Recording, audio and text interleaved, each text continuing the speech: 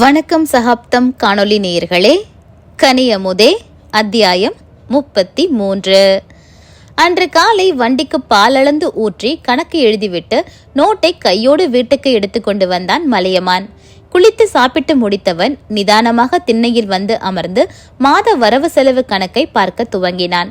வீட்டுக்குள் அலமேலுவும் தாமரையும் ஒருவரை ஒருவர் பார்த்து கொண்டார்கள். கீர்த்தியின் வளைகாப்பு விழாவிற்கு கிளம்ப வேண்டும். சம்பந்தி வீட்டில் நடக்கும் விசேஷம், போகாமல் இருக்க முடியாது. இவனிடம் எப்படி சொல்வது? தாயும் மகளும் கையை பிசைந்து கொண்டிருந்தார்கள். வாசலில் நாராயணனின் பைக் சத்தம் கேட்டது.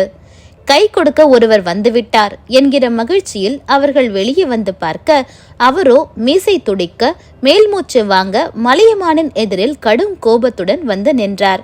அதை கண்டு மலையமான் ஒன்றும் பெரிதாக அலட்டிக் கொள்ளவில்லை. காரணம்தான் அவனுக்கு தெரியுமே. அவனுடைய பண்ணையில் மாடுகள் பெருகியிருந்தன. மேய்ச்சல் தீவனம் எல்லாம் நன்றாக இருந்ததால் பால் வளமும் செழிப்பாகவே இருந்தது. மீன் மற்றும் கோழி பண்ணையும் நட்டமில்லாமல் ஓரளவுக்கு லாப கணக்கையே காட்டியதால் சமீபத்தில் புதிதாக ஒரு டிராக்டர் கூட கடன் இல்லாமல் கை காசை போட்டு வாங்க முடிந்தது அவனால். டிராக்டரை தன்னுடைய பயன்பாட்டுக்கு மட்டும் வைத்துக் கொள்ளாமல் ஊரில் மற்றவர்களுக்கும் விவசாய நிலங்களை உழுவ வாடகைக்கு விட்டிருந்தான். டிரைவராக நாராயணன் தான் சென்று கொண்டிருந்தார். 4 பக்கத்திலும் கால் வைத்திருந்ததால் கணக்கு வழக்கில் வெகு கெடுபடியாக இருந்தான் மலையமான். அதன் விளைவாக நாராயணனுக்கும் அவனுக்கும் சின்ன வருத்தம் ஏற்பட்டிருந்தது. டிராக்டர் வாடகை பணத்தை வேலை முடிந்து வரும்போது வசூல் செய்து கொண்டு வந்துவிடும் நாராயணன் அதை சரியாக மலையமானிடம் சேர்ப்பதில்லை. அதற்கு இதற்கு என்று செலவு கணக்கையே சொல்லிக் கொண்டிருந்தார். அதில்தான் இருவருக்கும் வருத்தம் ஏற்பட்டிருந்தது. மலையமான் பலமுறை அவரிடம், செலவுக்கு வேணும்னா கேட்டு வாங்கிக்க மாமா, டிராக்டர் பணத்தை கணக்கு காட்டாத என்று நேரடியாகவே சொல்லிவிட்டான். அவர் காதில் வாங்கிக் கொள்ளவில்லை. பொறுத்து பொறுத்து பார்த்தவன் 2 நாட்களுக்கு முன் டிராக்டர் வாடகைக்கு கேட்டு வந்த ஒருவரிடம் வாடகை பணத்தை தன்னிடம் நேரடியாக கொடுக்கும்படி சொல்லிவிட்டான். அந்த விஷயம் இப்போது அவருக்கு தெரிந்திருக்கும் என்று யூகித்தவன் நிதானமாக கணக்கு நோட்டை மூடி வைத்துவிட்டு அவரை நிமிர்ந்து பார்த்தான். என்னடா நினைச்சிட்டு இருக்க? நான் என்ன பிச்சைக்கார பயலா இல்ல திருட்டு பயலா? உன் பணத்தை எடுத்துக்கிட்டு ஓடிடுவேனா? கண்டவன் கிட்டையும் என்கிட்ட பணத்தை கொடுக்க வேண்டான்னு சொல்லிருக்க என்று குதித்தார். எதுக்கு இப்படி கத்துற? நிதானமா பேசு என்றான் மலையமான் பொறுமையாக. நீ என்னை அசிங்கப்படுத்துவ, நான் நிதானமா பேசணுமா? உனக்காக உழைக்கிறேன்டா. நாள் பூரா டிராக்டர் ஓட்டி கஷ்டப்படுறேன். வேலை செஞ்ச காசு கையில வாங்க கூடாதா? தாராளமா வாங்கிக்க மாமா, நானே கொடுக்கறேன். ஆனா உன்னோட வேலைக்கு மட்டும்தான் கொடுப்பேன். டிராக்டர் பணம் என்னோட கணக்குல வந்துடும். எல்லாமே உன்னோட கணக்குல தானே வருது. நீ முதலாளி, நான் உனக்கு கீழே வேலை செய்யற வேலைக்காரன், அப்படித்தானே? சீறினார். வார்த்தையை விடாத மாமா, நான் அந்த மாதிரி சொல்லவே இல்லை. கணக்கு வழக்கு இல்லாம நீ செலவு பண்ற, அதுக்கெல்லாம் இனி என்கிட்ட காசு இல்ல, அவ்வளவுதான் என்று மலையமான் கத்தரித்து பேச நாராயணனுக்கு தாங்க முடியவில்லை. ஏதேதோ கண்டதையும் பேசி வானத்துக்கும் பூமிக்கும் குதித்தார். இருவருக்கும் வாக்குவாதம் அதிகமானது. மலையா பேசாத என்று அலமேலு பதற தாமரை கணவனை சமாதானம் செய்ய முற்பட்டாள். கோபத்தில் கொதித்து கொண்டிருந்தவர் மைத்துனனின் மீது இருந்த கோபத்தை மனைவியின் பக்கம் திருப்பி, உன்னால தாண்டி எல்லாம் என்று மனைவியை இழுத்து போட்டு அடித்தார். ஒரே நொடியில் மலையமான் தன்னிலை இழந்தான். கையில் இருந்த கணக்கு நோட்டை தூக்கி எறிந்துவிட்டு திண்ணையிலிருந்து வாசலில் குதித்தவன் ஒரே தள்ளில் நாராயணனை குட்டிக்கர்ணம் அடிக்க வைத்துவிட்டான். கண்ணிமைக்கும் நேரத்தில் நடந்துவிட்ட அந்த சம்பவத்தை யாருமே எதிர்பார்க்கவில்லை. தாயும் சகோதரனும் பார்த்திருக்க நாராயணன் மனைவியை அடித்தார். ஆனால் இப்போது அது பெரிதாக யாருக்கும் தெரியவில்லை. மலையமான் அவரை தள்ளிவிட்டது பெரும் பூதமாகிவிட்டது. அலமேலு வயிற்றிலும் வாயிலும் அடித்து கொண்டாட தாமரை பித்து பிடித்தவள் போல் யார் பக்கம் போவது என்று தெரியாமல் திகைத்து நின்றாள். பிறகு மலையமானே சுதாரித்து நாராயணனிடம் சென்று அவரை தூக்கிவிட முயன்றான். கையை இருடா, உன்னை புள்ள மாதிரி நினைச்சண்டா, என்னையவே தள்ளி விட்டுட்டல. இனிமே உனக்கும் எனக்கும் எதுவும் இல்லடா. இன்னையோட எல்லாம் முடிஞ்சு போச்சு. அவளுக்காக தானே என் மேல கைய வச்ச. இனி அவ இங்கே இருக்கட்டும், காலம் பூரா நீயே கஞ்சி ஊத்து என்று கத்திவிட்டு அங்கிருந்து சென்று விட்டார். அன்று அவர்கள் வீட்டில் நடந்த கலேபரத்தில் கீர்த்தியின் வளைகாப்பு 2ஆம் பட்சமாகிவிட அதை பற்றி அதற்கு மேல் அங்கு யாருக்கும் யோசிக்க கூட முடியவில்லை. அன்று விடிந்து வெகு நேரமாகியும் கனிமொழி கீழே இறங்கி வரவில்லை. கருவுற்றிருக்கும் 2 மகள்களுக்கும் சர்க்கரை நோயாளியான கணவருக்கும் சரியான நேரத்தில் உணவு தயாரித்து கொடுக்க வேண்டும் என்பதால் காலை வேளைகளில் பரபரப்பாக ஈடுபட்டிருந்த மணிமேகலைக்கு மகளின் நினைவு ஒரு பக்கம் உறுத்தி கொண்டே இருந்தது. 8 மணி போல சிந்தாமணி வந்ததும் மாடிக்கு சென்று பார்க்க சொன்னார். பாப்பா எழுந்துட்டு போலக்கா, பெட்ல காணும் என்று வந்து சொல்லிவிட்டு பாத்திரங்களை அள்ளி கொண்டு கழுவ சென்று விட்டாள் அவள். அதற்கு மேல் அரை மணி நேரம் கழிந்தும் கனிமொழியின் நடமாட்டத்தை காணாததால் மீண்டும் ஹாலுக்கு வந்து மாடியை எட்டி பார்த்தார். முழங்கால் வலி மேலே ஏற தடை விதித்தது. மணி 9 போகுது, இன்னும் எழுந்து வராம என்ன பண்ணுது இந்த பொண்ணு என்று புலம்பிக் கொண்டே மீண்டும் வேலையை கவனிக்க துவங்கிவிட்டார். சீனு ஊருக்கு புறப்பட்டு 2 நாட்களாகிவிட்டதால் தந்தையோடு சேர்ந்து அமர்ந்து காலை உணவை முடித்து விட்டாள் கீர்த்தி. மணிமேகலை சிந்தாமணியை மீண்டும் மாடிக்கு அனுப்பினார். பாத்ரூம்ல தண்ணி சத்தம் கேக்குதுக்கா, பாப்பா குளிக்குது என்று கூறிவிட்டு அவள் அடுத்த வேலையை கவனிக்க போய்விட்டாள். மகள் குளிக்கிறாள் என்று எண்ணி நேரத்தை கவனிக்காமல் தாய் சற்று அலட்சியமாக இருந்து விட்டார். 1 மணி நேரத்திற்கு மேல் ஆகிவிட்டது.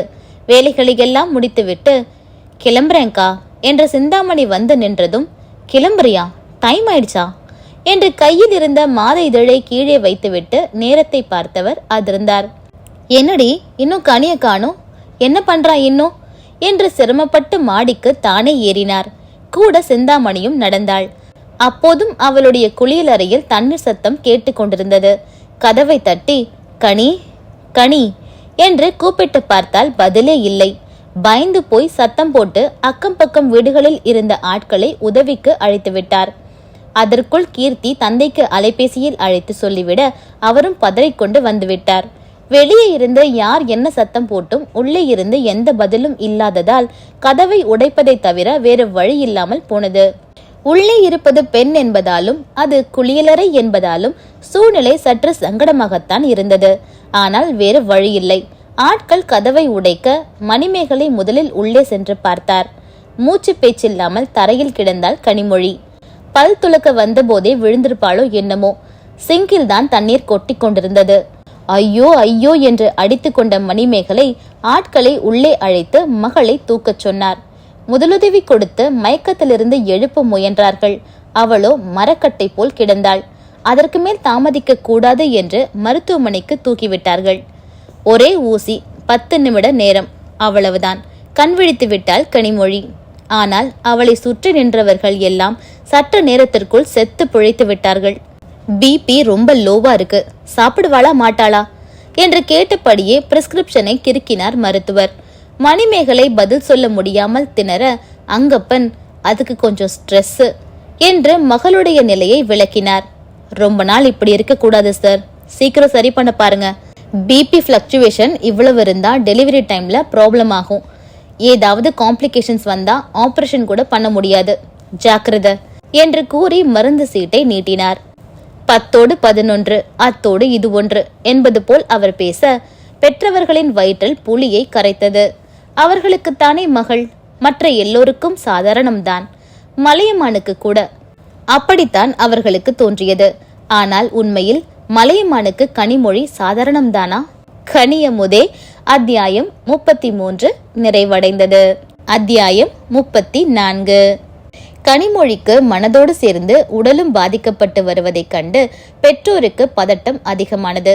பிரசவ நேரத்தில் பிரச்சனை வரக்கூடும் என்று அந்த மருத்துவர் எச்சரித்தது பெரும் பீதியை கிளப்பியிருக்க இரவில் உறங்கவே முடியவில்லை அவர்களுக்கு. மாடியில் மகள் தனியாக இருந்து மீண்டும் அங்கே மயங்கி விழுந்து தங்களுக்கு தெரியாமல் போய்விட்டால் என்ன செய்வது என்கிற பயத்தில் அவளுடைய அறையை கீழே மாற்றினார்கள். இரவில் அவளை தனியாக விடாமல் மணிமேகலை மகளோடு படுத்துக் கொண்டார்.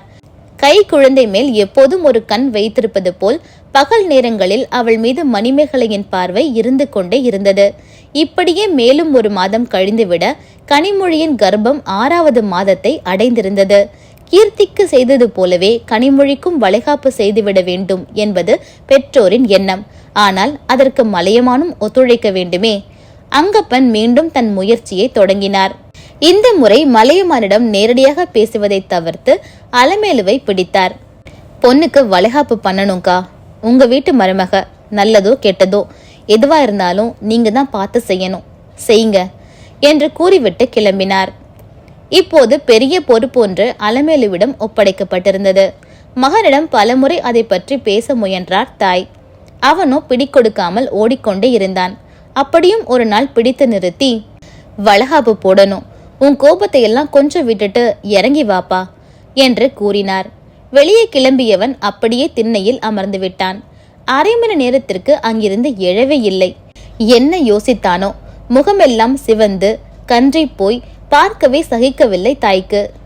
என் புள்ள இவ்ளோ பாடுபடுறானே, அவன் மனசுக்குள்ள என்னெல்லாம் ஓடுதோ தெரியலையே என்று மருகியவர் அவனுடைய எண்ண ஓட்டங்களை தடை செய்யாமல் அவனை தனிமையில் விட்டுவிட்டு விலகி சென்று விட்டார். வளைகாப்பு என்று சொன்னதுமே அவன் முகத்தில் அத்தனை உணர்வு போராட்டங்கள் தெரிந்தது. மகனுக்கு அப்படி ஒன்றும் பாசம் அற்று போய்விடவில்லை என்று அவருக்கு நன்றாகவே புரிந்தது. ஆனால் மனைவியை சேர்த்து கொள்ள மட்டும் பிடிவாதமாக மறுக்கிறான். அந்த பிடிவாதத்தை வலுக்கட்டாயமாக தான் உடைக்க வேண்டும் என்று நினைத்தவர் அலைபேசியை எடுத்து அங்கப்பனுக்கு அழைத்தார்.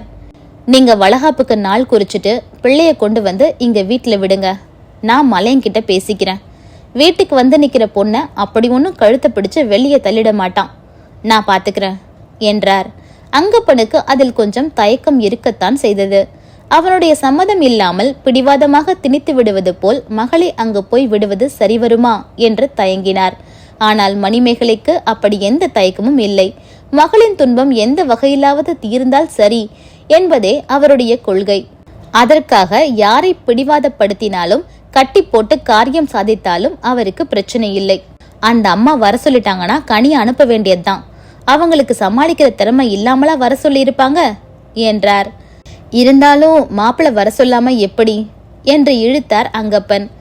நிலைமை பழையபடி இருந்திருந்தா நானே கனியை அங்க அனுப்பியிருக்க மாட்டேன். ஆனா இப்போ அவ மனசு அவனையே சுத்திக்கிட்டு கிடக்கு. அதெல்லாம் பொண்ணா பிறந்தவங்களுக்கு தான் புரியும். நீங்க எதையும் போட்டு குழப்பாம ஐயரை பார்த்து நல்ல நாளா குறிச்சு வாங்கிட்டு வாங்க என்றார். விரைவிலேயே நாள் குறிக்கப்பட்டது. அலமேலு வளைகாப்பை ஊர் கோவிலில் வைத்துக் கொள்ளலாம் என்றார். மணிமேகலைக்கு மட்டும் மூத்த மகளுக்கு செய்தது போலவே இளையவளுக்கும் பிரம்மாண்டமாக செய்து பார்க்க வேண்டும் என்கிற ஆசை இருந்தது. ஆனால் கனிமொழியே அதற்கு தடை சொன்னாள். கோவிலிலேயே தன்னுடைய வளைகாப்பு நடக்கட்டும் என்றாள். அதனால் இறுதியில் அதுவே முடிவானது. வளைகாப்பு இன்னும் 20 நாட்கள் இருந்தன. கனிமொழியை வீட்டில் கொண்டு வந்து விடும்படி அலமேலு ஒரு முறைக்கு 2 முறை அழுத்தி சொன்ன பிறகு அன்று மணிமேகலையும் அங்கப்பனும் மகளை அழைத்து கொண்டு புறப்பட்டார்கள். அத்தியாவசிய தேவைக்கான பொருட்களை மட்டும் ஒரு பெட்டியில் அடுக்கி எடுத்துக்கொண்டு பெற்றோருடன் கிளம்பினாள் கனிமொழி. அலமேலுவும் தாமரையும் வாசலிலேயே காத்திருந்தார்கள். மகனை பற்றிய பயம் மனதிற்குள் இருந்தாலும் அதை ஒரு புறம் ஒதுக்கி வைத்துவிட்டு அவளை ஆலம் சுற்றி வீட்டுக்குள் அழைத்தார்கள். கனிமொழி வந்திருக்கிறாள் என்று தெரிந்து அக்கம் பக்கத்து தோப்புக்காரர்கள் எல்லாம் அவளை வந்து பார்த்து நலம் விசாரித்துவிட்டு சென்றார்கள். கனிமொழியின் பெற்றோரை அலமேலு நன்றாக உபசரித்து சாப்பிட சொன்னார். அவர்கள் வேண்டாம் என்று மறுத்துவிட நீர்மோர் கலக்கி கொடுத்தார். அதை மறுக்காமல் வாங்கி அருந்தியவர்கள் 1 மணி நேரத்திற்கு மேலாக அங்கே இருந்தார்கள். மலையமான் வரவில்லை. அவனை சந்தித்துவிட்டு செல்லலாம் என்று அங்கப்பன் சற்று தாமதித்தார். ஆனால் கனிமொழி, நான் பாத்துக்கிறேன்பா, நீங்க கிளம்புங்க என்று பெற்றோரை அனுப்பி வைத்தாள். வெகு நாட்கள் கழித்து வந்திருந்தாலும் அந்த வீடு அவளுக்கு அந்நியமாக தோன்றவில்லை. அந்த வீட்டின் வாசத்திலும் காற்றிலும் அவளுடைய உணர்வுகள் கலந்திருந்தன. மனதிற்குள் இனம் புரியாத மகிழ்ச்சி ஊற்றெடுத்தது.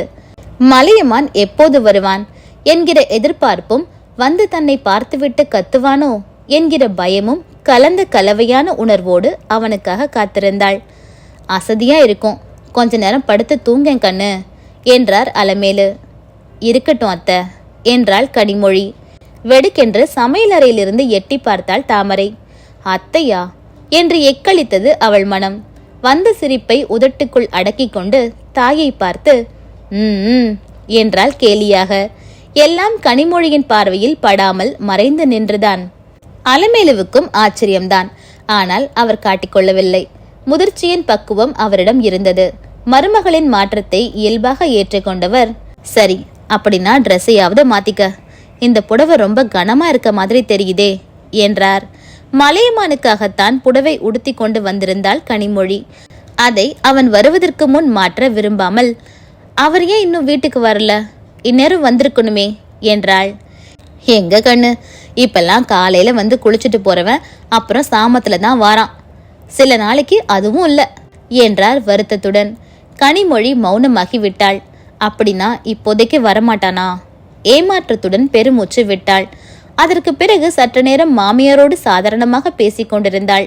தாமரை பேசினோம் என்றும் இல்லாமல் பேசவில்லை என்றும் இல்லாமல் பட்டும் படாமலும் ஓரிரு வார்த்தைகள் கேட்டுக்கொண்டதோடு சரி. ஆனால் கனிமொழி அபிக்குட்டியை பற்றி அதிகம் விசாரித்தாள். அது தாமரையின் மனதிற்கு சமாதானமாக இருந்தது. வெயிலுக்கு நல்லது குடி என்று கனிமொழிக்கு குடிக்க ஜூஸ் போட்டு கொடுத்தாள். தேங்க்ஸ் அண்ணி என்று கனிமொழி வாங்கி கொண்டதும் சட்டென்று தாமரையின் முகம் மலர்ந்து விட்டது. இருக்கட்டும் இருக்கட்டும், தேங்க்ஸ் எல்லாம் எதுக்கு என்று அவள் வாய் சொன்னாலும் மனம் கனிமொழியின் அண்ணி என்கிற அழைப்பில் பூரித்து புலங்காகிதம் அடைந்தது. வாயெல்லாம் பல்லாக என்னையும் கூப்பிட்டுட்டா என்பது போல தாயை வெற்றி பார்வை பார்த்தாள். வெகு நாட்களுக்கு பிறகு உண்மையிலேயே அந்த ஒரு நொடி அலமேலுவுக்கு மகிழ்ச்சியை கொடுத்தது. சந்தோஷத்துடன் இருவருக்கும் சேர்ந்தாற்போல் கையை சுற்றி தலையில் வைத்து நெட்டி எடுத்து திஷ்டி கழித்து சந்தோஷமா இருங்க என்றார். அவர் அதை சொன்ன நேரம் வாசலில் பைக் சத்தம் கேட்டது. வந்துட்டான். மூவரிடமும் சட்டென்று ஒரு விரைப்பு வந்து ஒட்டி கொண்டது. தென்னந்தோப்பில் வேலை செய்து கொண்டிருந்த போது பக்கத்து தோப்புக்காரர் அவருடைய தோப்பிலிருந்து குரல் கொடுத்தார். என்ன மலையா, உன் பொண்டாட்டி வீட்டுக்கு வந்திருக்கு போல, நீ இங்க நிக்கிற? அவனுக்கு ஒன்றும் புரியவில்லை. என்ன சொல்றார் இந்த மனுஷன் என்று குழம்பியவன், உனக்கு யாரு சொன்னது என்றான் இந்த பக்கத்திலிருந்து. அவன் குரலில் இருந்த கடுகடுப்பை கண்டு கொள்ளாமல், என் பொண்டாட்டி தான் சொன்னான், இப்பதான் பார்த்துட்டு வந்தாளாம், என்னன்னு போய் பாரு, சண்டை கிண்ட போட்டுடாத, வாயு வயிறுமா இருக்க பொண்ணு, பாவம் என்றார் கரிசனமாக. உண்மைதான். இப்போது ஊரில் உள்ளவர்கள் எல்லாம் இவனைத்தான் கொடுமைக்காரனைப் போல பார்த்தார்கள். அதற்கும் கனிமொழியின் மீதுதான் அவனுக்கு கோபம் வந்தது. செய்வதையெல்லாம் அவள் செய்துவிட்டு இப்போது அவனை வில்லனாக்கி விட்டாளே என்று. அவருடைய பேச்சை புறம் தள்ளிவிட்டு வேலையை தொடர முயன்றான். ஆனால் முடியவில்லை. மனதிற்குள் ஒருவித இறுக்கம், புழுக்கம். வண்டியை எடுத்துக்கொண்டு உடனே வீட்டுக்கு புறப்பட்டான். வாசலில் கொட்டி கிடந்த திருஷ்டி தண்ணி, வாசற்படி ஓரத்தில் கிடந்த அவளுடைய காலணி எல்லாம் அவளுடைய வரவை உறுதிப்படுத்த அவன் தாடை இறுகியது. ஊர் முழுக்க அவனை அசிங்கப்படுத்திவிட்டு இப்போது நல்லவள் வேஷம் போட்டுக்கொண்டு இங்கு எதற்கு வந்திருக்கிறாள் என்கிற ஆத்திரத்துடன் வீட்டுக்குள் நுழைந்தான். கணவனை பார்த்ததுமே அடிவயிற்றிலிருந்து தொண்டைக்குழி வரைக்கும் என்னவென்றே சொல்ல முடியாத மகிழ்ச்சியும் துக்கமும் கலந்த கலவையான ஒரு உணர்வு சுழன்றடித்தது கனிமொழிக்கு. புது ரத்தம் பாய்ந்து முகம் குபீரென்று சிவந்து விட உடல் வெடவெடவென்று நடுங்கியது. சேரில் அமர்ந்திருந்தவள் கையை ஊன்றி மெல்ல எழுந்து நின்றாள். சுவாசத்தின் வேகம் கூடி இதய துடிப்பை அதிகமாக்கியிருந்தது. அவன் ஏதாவது கேட்டால் கூட அவளால் பதில் சொல்ல முடியாது. அப்படி ஒரு நிலை. மலையமான் அவளை நிலைத்து பார்த்தான். உடல் ஊதி, முகம் வீங்கி, வயிறு பெரிதாகி அடையாளமே தெரியாதபடி மாறியிருந்தாள். அவளை அப்படி பார்த்த முதல் கணம் அவன் தடுமாறி நின்றது உண்மை. ஆனால் தன்னை மீட்டுக் கொள்ளும் திறன் அவனிடம் இருந்தது. நெரித்த புருவங்களுடன் தாயின் பக்கம் திரும்பி, என்ன இது என்பது போல் பார்த்தான். வளகாப்பு போடணுமில்லப்பா, அதான் வர சொன்ன என்றார் அவர் கெஞ்சுதலாக. குரலில் அப்பட்டமான பயம் தெரிந்தது. அவன் பதிலே சொல்லவில்லை. ஆனால் தாடை இறுகி உதடுகள் அழுந்து மூடிய விதத்திலேயே அவனுடைய கோபம் தெரிந்தது. தான் இந்தளவு இறங்கி வந்த பிறகும் தன்னிடம் ஒரு வார்த்தை பேசாமல் அவன் அப்படி முகத்தை திருப்பிக் கொண்டதில் காயப்பட்டு போனாள் கனிமொழி. இது அவள் எதிர்பார்த்ததுதான் என்றாலும் மனதிற்குள் ஒரு சின்ன நம்பிக்கையும் இருந்தது. இந்த நிலையில் தன்னை பார்த்த பிறகு அவன் மனம் இலகக்கூடும் என்கிற நம்பிக்கை. அது பொய்த்து போய்விட்ட வேதனையை அவள் ஜீரணிக்க போராடி கொண்டிருந்த போது அவன் யாரிடமும் எதுவும் சொல்லாமல் மீண்டும் வாசல் பக்கம் போனான். அலமேலு அப்பாடா என்று பெருமூச்சு விட்டார். நல்ல வேளையாக அவன் எதுவும் சத்தம் போட்டு அந்த பெண்ணை காயப்படுத்தி விடவில்லை என்கிற ஆசுவாசம் அவருக்கு.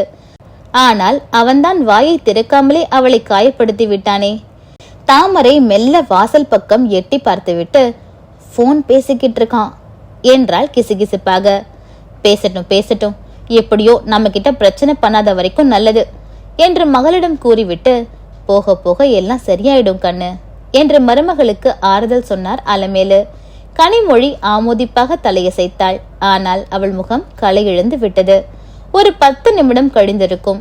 மீண்டும் வீட்டுக்குள் வந்தான் மலையமான். யாரையும் நிமிர்ந்து பார்க்காமல் திருமணத்தின் போது கனிமொழி கொண்டு வந்த 2 பெட்டிகளையும் கட்டிலின் மீது எடுத்து வைத்து அவருடைய பொருட்களை எல்லாம் அதில் அள்ளி போட்டு மூடினான். இவன் என்ன செய்கிறான் என்று புரியாமல் எல்லோரும் பார்த்து கொண்டிருக்க வாசலில் ஒரு கார் வந்து நிற்கும் சத்தம் கேட்டது. கனிமொழியின் முகம் இருண்டு போனது. நெஞ்சு நின்றே விடும் போல் இருந்தது. மலையா, என்ன பண்ற நீ? அதட்டினாள் தாமரை. ஐயோ, நான் என்ன செய்வேன் என்று அலமேலு அலறினாள். எதையும் அவன் காதில் வாங்கவில்லை.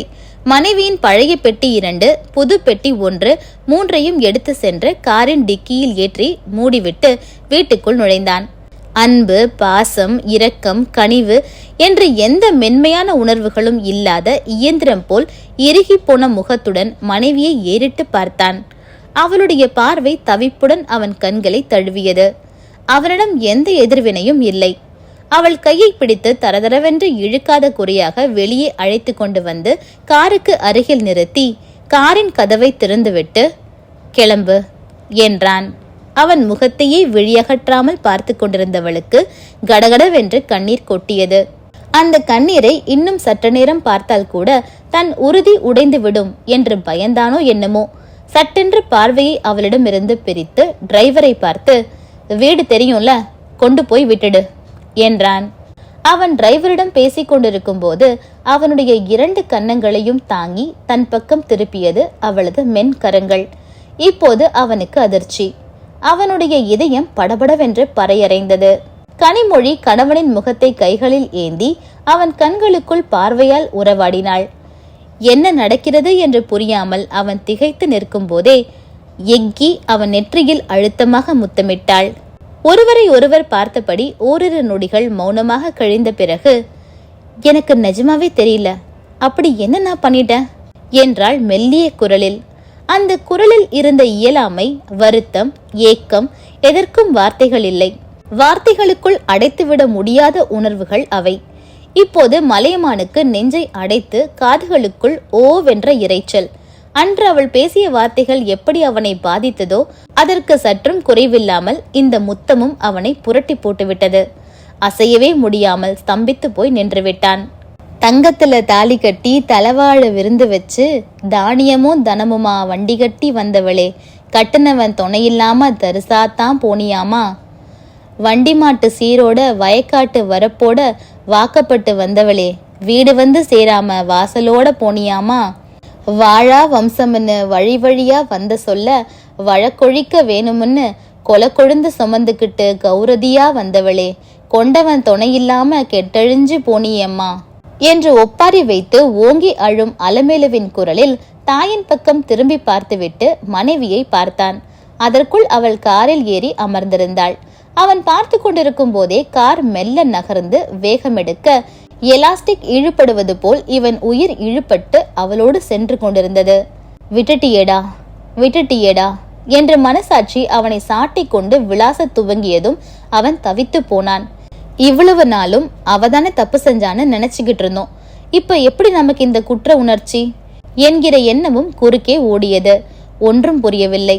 புரிந்து கொள்ள முயலும் நிலையிலும் அவன் இல்லை. சட்டென்று வண்டியில் ஏறி உதைத்து கிளப்பிக் கொண்டு விரைந்தான். ஓட்டை வண்டியை வைத்துக்கொண்டு காரை விரட்டி பிடிப்பதென்றால் சாதாரணமா? காற்று வேகத்தில் பறந்து வந்து காரை மடக்கி நிறுத்தினான். டிரைவர் எட்டி பார்த்து, என்னென்ன என்றான். வண்டியை திருப்பு. எங்கன? வீட்டுக்கா? ஆமாண்டா, 7 தடவை சொல்லணுமா? வண்டியை திருப்பு. தன் மீது எழுந்த கோபத்தை அவன் பக்கம் திருப்பி எரிந்து விழுந்தவன் மறந்தும் கனிமொழியின் பக்கம் திரும்பவில்லை. அவளும் அவனை நிமிர்ந்து பார்க்கவில்லை. பார்த்தால் உடைந்து விடுவோம் என்று அவளுக்கு தெரியும். சரின சரின என்று டிரைவர் வண்டியை திருப்பிக் கொண்டு ஊருக்குள் செல்ல மலையமான் ஊருக்கு வெளியே வண்டியை விட்டான். கனியமுதே அத்தியாயம் 34 நிறைவடைந்தது. நன்றி.